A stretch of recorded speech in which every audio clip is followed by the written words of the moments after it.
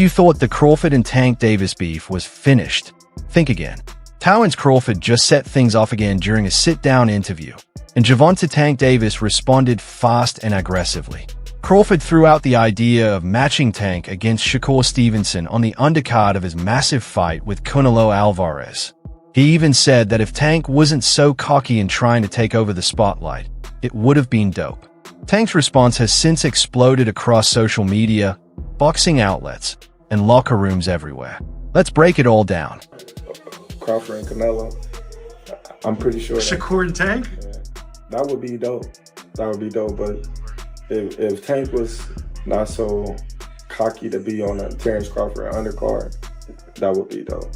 But I don't see Tank taking a backseat to no fighter. Exclusive interview with The Ring. He broke it all down.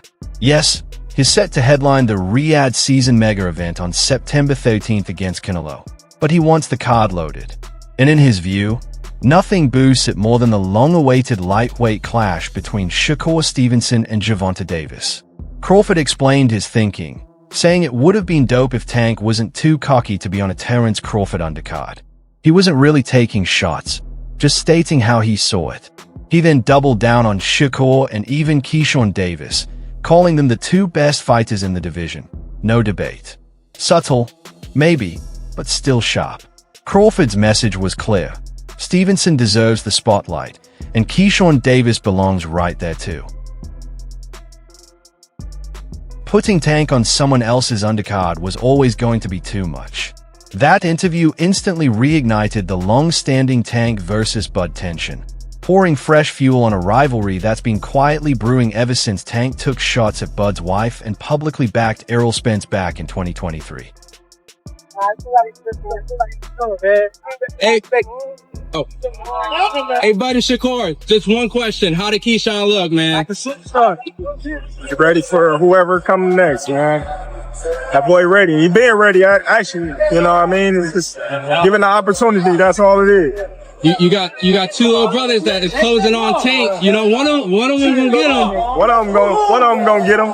Yeah. It's gonna be a great night of boxing when they do. Awesome, appreciate it. Terence is essentially saying he respects the sport enough to let Shakur have his moment, while Tank would want all the attention on himself. That sparked reactions everywhere, across boxing media, influencer spaces, and fan circles, with everyone wondering the same thing. How would Tank respond? He would never even think about to come up to 154. What about 47 though? Yes, if he get to pick his opponent. But Tank would never come from 35 to 54. Y'all got into it on social media around that time. Is that just you being competitive, like when that happens? Or is it like... I just really don't like that dude. Why though? Cause I just don't like him. Like, I really don't like him. That's like, just not your cup of tea. That's just not your... I don't like nothing about him. I just feel like, you know, he just one of these little arrogant little dudes that's using what he got to shield him. He got a lot of security guards around him, and he's in the limelight and stuff like that. But in certain situations, he wouldn't be acting like that. Do you like him as a fighter though? Yeah, he's a damn good fighter. Yeah. But like his core personality and his ways, nah. And Tank didn't hesitate at all. Gervonta jumped straight onto social media and clapped back immediately. The response was brief, sharp, and packed with that signature Tank energy. He made it clear he doesn't come second to anyone, questioned who Crawford thinks he is to decide the card, and made it known he never plays a supporting role, even on a massive Canelo show. His message was simple and loud. Tank is the show. Who's next? I told y'all who I want to fight. I can't keep saying the same thing. I already told y'all who I want to fight. The best versus the best. That should be my next fight. I told y'all I'm a dog. I'm top level, elite level fighter. So let's make boxing great again. Let's put the best fighters in the ring with each other, and let's see who come out victorious. What stood out was that he didn't just talk. He leaned on his resume. Tank reminded everyone he's undefeated with one-punch knockout power, while Bud was focused on undercard talk. That set the boxing world off. Clips of Tank's reaction flooded TikTok, Instagram, and X, and fans everywhere started shouting for Tank versus Shakur to headline instead. Bro, when people, what I got from that is he's a hater. You don't know me as a person. Let's say you don't like me. You don't know me. Like, you feel me? And I don't give a fuck. Him. If everybody in the Cleveland win, I mean, win. Fuck. Same question for you. You're a proud father. You peel back the layers. It's more than just two elite fighters trading words. Beneath the surface, this is about branding, legacy, and who holds control. Terence Crawford has his eyes on the massive 2025 global event against Canelo in Riyadh, and he wants an undercard that matches that scale. From his perspective, Shakur versus Keyshawn makes sense. They are hungry, relevant, and on the rise. In his mind, even a big lightweight unification should revolve around his card, not play a secondary role. Gervonta Davis speaking about you. Is that ever a possible fight? Yeah, if he want to dare to be great, he can be like all the other fighters that moving up 2 weight classes and, you know, daring to be great. You would fight him. Man, tell him to come up there. He got to come to win 54. He said I got a glass chin, so tell him to come and touch it. Ooh. Wow, man. Gervonta said you got a glass. He said I got a glass chin. Tell him to come and touch it. At 147? At 147. I'll make 147 for him. Ooh, see, oh, man. He's going to have a pre-camp. Then what the people going to say? Oh, he's beating up on little guys. And there's perception. Crawford has earned a reputation for being quiet but deadly, technical yet smart, using calculated, subtle jabs compared to Tank's flashy, high-energy style. That contrast fuels attention. Crawford sees Tank's ego as predictable, while Tank interprets Crawford's calm as insecurity or threat. It's also about hierarchy and respect. Crawford essentially implied Tank wouldn't accept being on the undercard, and for a fighter built on swagger, that's a direct challenge. Tank's response showed his fighting instincts, business sense, and awareness. He wasn't just defending his ego, he was defending his career story. Who have Shakur? What have Shakur done? What have he done in the sport? He haven't done nothing. The young one is looking more better than him. Who that? The Keyshawn. Keyshawn looking way more better than this. I keep screaming his name. He haven't done nothing. Keyshawn haven't even done nothing. So what do you say to those who Y'all might keep be saying his afraid? name for? So what do you say to those who might be saying that, you know, Tank is afraid of Shakur? Afraid of what? Afraid of what? Us fighters, if we're afraid of somebody, it gotta be somebody hitting us and hurting us. Like, he don't have no offense. Everything is defense. Defense only win in basketball and football. That shit win in boxing. Be honest, Gervonta Tank Davis hasn't really been in form since that strange, underwhelming majority draw against Lamont Roach back in March. That fight left fans puzzled, critics split, and Tank himself seemed to spiral. You still early in the game.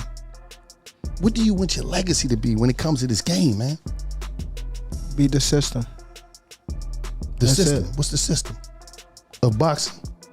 Beat the system of boxing, life. Just beat the system. Be able to spread my wings and had my people next to me spread their wings. That's it. I ain't really got no big goal of this sports and all that. I just want to get my money and just remove myself. Instead, he's out here calling out Jake Paul. Yep, you read that right. Jake Paul. Seriously, what's happening here? This isn't real boxing, it's YouTube beef with gloves. Let's be real, Tank versus Jake is just a flashy cash grab. A circus fight built for pay-per-view. No legacy, no real belts, no real rankings. Just viral clips, loud presses, and hype. And the kicker, both of them are fully on board. I'm not sure, bro. I'm definitely not sure, but hopefully we could get it before. Nah, it probably won't be this year. Is that the one you want next? It's definitely the one I want next, but it's not gonna be next. What is? You might see it in a minute. Clearly in there, man. I thought I won. I thought I did enough to get the victory. over a spectacular fighter. I told y'all from the beginning, man, that I got the skills to pay the bills. I've been telling y'all that. And I'm just glad I got to show it, honestly. I'm glad I got to show it. I appreciate, like I said before, I appreciate true boxing media. Some guys that didn't count me out. So that's just how I feel, man. I think I won. And, I can't wait to do it again. I can't wait to dance again. It's obvious. They are not chasing greatness. They are chasing money and attention. Jake Paul has always been about the spectacle. But seeing Tank, once hailed as the next generational star, head down the same path hits differently. It's disappointment in real time. On top of that, Davis has been hinting at retirement for months, constantly mentioning in interviews that he no longer loves the sport the way he used to. Gervonta Davis just posted that he would beat the brakes off of you if you guys fight. I mean, I'll be down. Let's run it. I'll be super, super down. Gervonta needs Jake Paul. Let's be clear, right? Is there a height limit in boxing? Tired, drained, and plenty of boxing analysts and former pros are noticing it too. His body language, his mood, his detachment, they all show it. Some say he looks depressed, others say he's checked out. Whatever the case, one thing is clear. Tank's head is no longer fully in the game. 25 is at the next year, I'm out of it. After our second fight. You're out of it? Yeah. Care to elaborate on that? Out of the sport. After our second fight. Nah, no, I'm gonna win, bro. Nah, I could tell you my fights. Look, if he wants to retire, that's his choice. Every fighter has their moment. But if he's just sticking around to collect payday from YouTubers while avoiding real challenges, that's not the Tank Davis we were promised. The sport deserves better. The fans deserve better. And honestly, so does he. Stepping back, this isn't just petty squabbling. It highlights a bigger trend. Boxing has become increasingly personality-driven, with fighters as brands and cards carefully curated like stories. To grow the sport, promoters aim for matchups that are balanced, marketable, technical, and exciting, tapping into audiences and live draws. Tank is done. Tank is hung him up, shoes off, get the bag, put a plaque up, he done. Tank is done. When you say done, you mean like not fighting anymore? Tank is checked out mentally. Tank is gone mentally. Tank looking for the big bag of Jake Paul, Pacquiao, something sort, and he's looking to, hey, I'll see you later. Tank is standing. He's not gonna fight Shakur Stevenson at all. At all. I don't care how much money Turkey offered, give him 4 Lamborghinis, whatever. Tank ain't taking that fight. Not lying, this is frustrating. A Crawford-led card putting the spotlight on Stevenson versus Tank. Two stylistically exciting lightweights. Makes sense from a story perspective, but Tank's brand demands he headline. If he can't be the main draw on his own terms, is it even worth it? This situation highlights what boxing fans have long suspected. Often, the flashiest promotions and the most competitive matchups are the best fights for the sport. But it's like people selling that self. Like, even the picture where everybody was in the room. That shit look like some devil shit. Facts though. Some coke, right? Yeah. That shit like some devil shit. Like they sold that soul. Yeah, you go with that. That was crazy. And you seen how the guy was? He looked at the scorecard. Yeah, he looked at the 2 points. You lose it 2 points.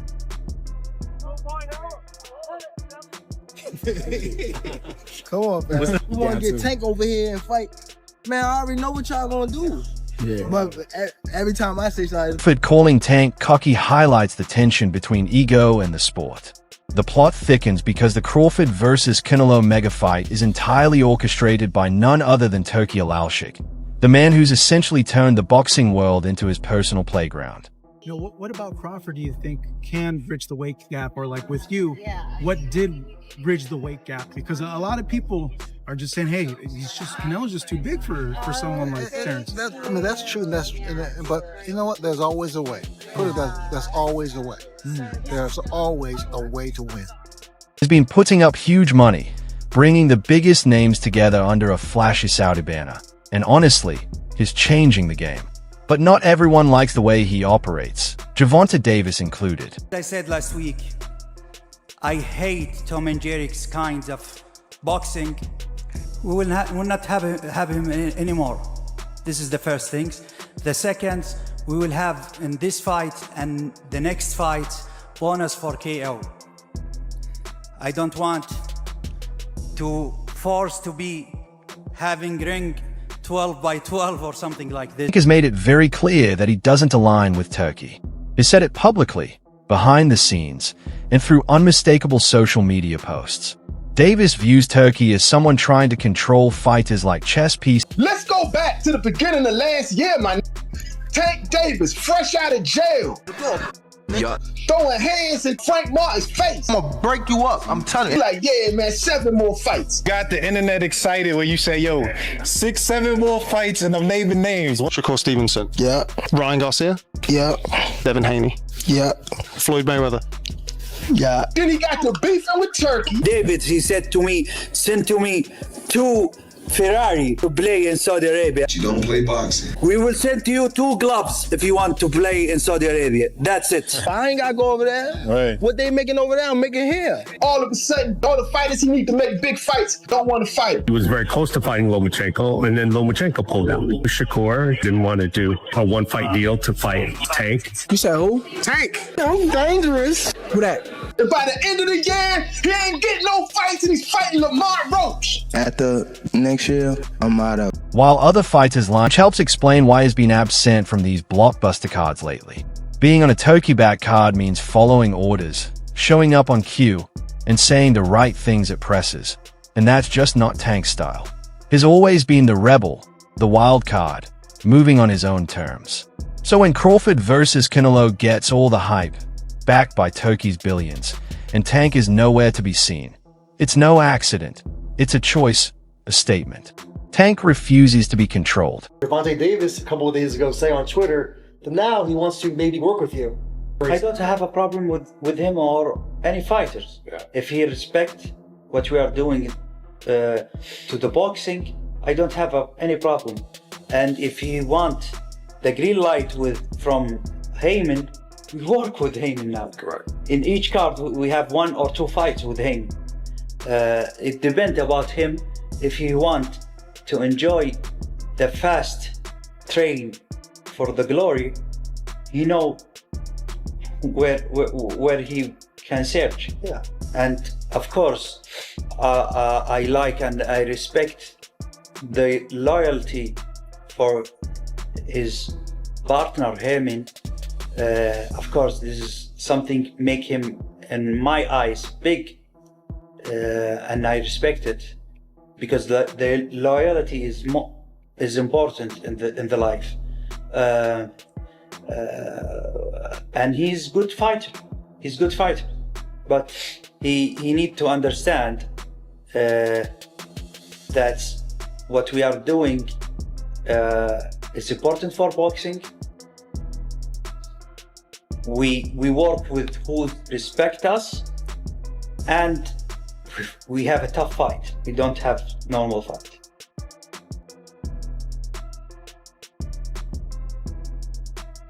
Right, boxing fans, here's the deal.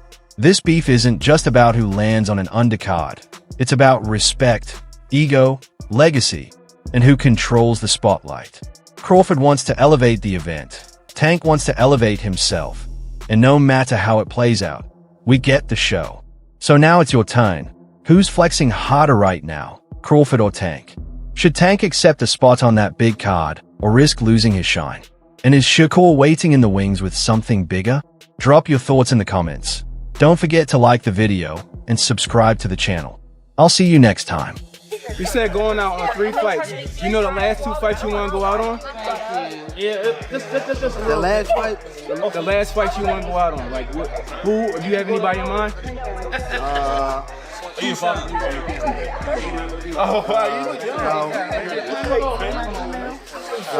No, I'm saying no. I don't have no name right now. But I got somebody I want to call out after this fight. You said you got somebody you want to call out after this fight? Yeah. Who is that? I'm not gonna tell you. Keep it quiet. Is it Lomachenko? Who? Somebody asked Lomachenko. All right. Turkey said he got your 2 Ferraris ready. What you think about that? Oh, Turkey said he got your 2 Ferraris ready.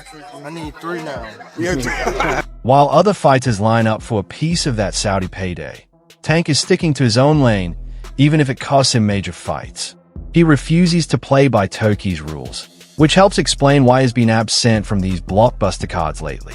Being on a Turkey-backed card means following orders, showing up on cue, and saying the right things at presses, and that's just not Tank's style.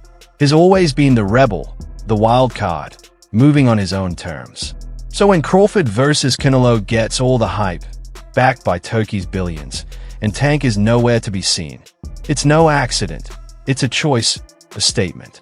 Tank refuses to be controlled.